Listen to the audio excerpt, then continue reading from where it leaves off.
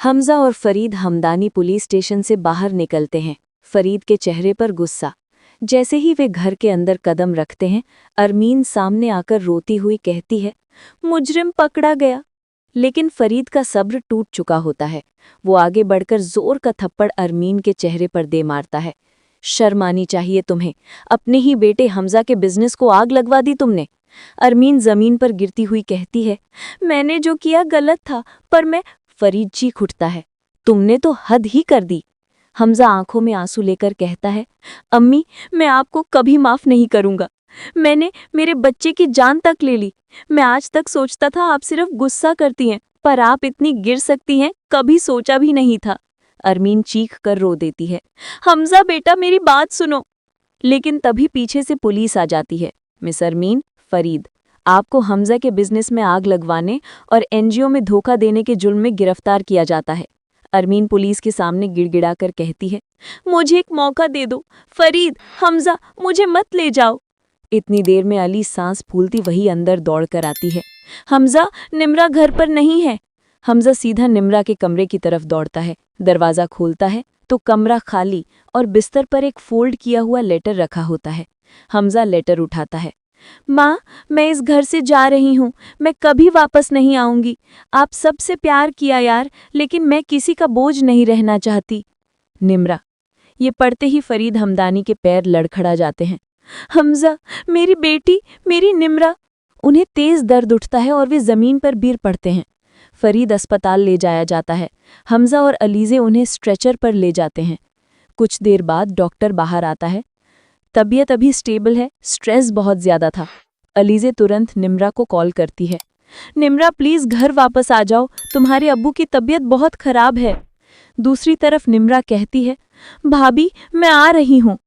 थोड़ी देर बाद निम्रा अस्पताल पहुँचती है और फरीद का हाथ पकड़कर रो पड़ती है। अब्बू, मैंने डैम से शादी नहीं की, मैं भागी नहीं थी, मैं बस टूट गई थी। फरीद आंसू पहुंचकर कहते हैं, पागल लड़की, तुम बिना सोचे समझे चली गई। मेरा दिल टूटे बिना तुम्हें सुकून कहाँ। दूसरी तरफ सिकंदर ने सस्ता और डुप्लीकेट मटेरियल इस्तेमाल कर कई बिल्डिंग प्रोजेक्ट बनाए थे। वो बिल्डिंग कुछ ही दिनों में ढह जाती है। लोग चीख चिल्ला रहे होते हैं। मीडिया कैमरा लेकर आ जाता है। पुलिस आती है। सिकंदर, जिस बिल्डिंग को तुमने अप्रूव किया, उसकी वजह से इतनी जानें खतरे में पड़ गईं। लोग अपने पैसे वापस मांग रहे हैं। इन्वेस्टर्स गन गुस्से में चिल्लाते हैं, हमारा पैसा लौटाओ, तुमने सब लूट लिया। सिकंदर घबराकर कहता है, मैं सब दे दूंगा, मुझे वक्त दो। लेकिन पुलिस को हाफिज साहब की डेथ की असली वजह पता चल चुकी होती है। एक अफसर बोलता है, हाफिज साहब की डेथ हादसा नहीं, मर्डर थी, और सबूत तुम्हारी तरफ जा रहे हैं। पुलिस सिकंदर को हथकड़ी लगाकर ले जाती है। कोर्ट में फैसला होता है, तमाम सबूत सिकंदर के खिलाफ हैं। तुम्हें सजाए उम्र कैद सुनाई जाती है।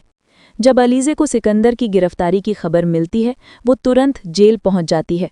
सिकंदर हैरान, तू यहाँ मुझे देखने? अलीज़े बोलती है, मैं आज अपनी बहन का बदला लेने आई हूँ। सिकंदर का चेहरा जम जाता है। कौन बहन? मैं अनुषा की छोटी बहन हूँ। सिकंदर के चेहरे पर शौक, गुस्सा और नफरत एक साथ उभर आते हैं। अगर मुझे ये पहले पता होता तो मैं तुझे रास्ते से हटा देता। अलीज़े मुड़कर कहती है, तुम्हारा वक्त खत्म हो चुका सिकंदर, अब तुम सिर्फ सजा भुगतो। उधर फरीद हमदानी दैम को घर बुलाते हैं। वो निम्रा के सर पर हाथ रखकर कहते हैं, मैं तुम दोनों की शादी अपने हाथ से कराऊंगा। फिर शादी का दिन आता है। घर सजा हुआ, हर तरफ मुस्कुराहट। मौलवी साहब पूछते हैं, निम्रा बिन्ते फरीद, क्या आपको दैम से निकाह कबूल है? निमारा मुस्कुराकर कहती है, कबूल है। डैम भी कहता है, कबूल है। तालियों की गूंज पूरे घर में भर जाती है। आज कुछ महीने बाद अलीज़े की तबीयत खराब होती है। अस्पताल पहुंचते ही डॉक्टर कहते हैं, मुबारक हो, अलीज़े दोबारा प्रेग्नेंट है।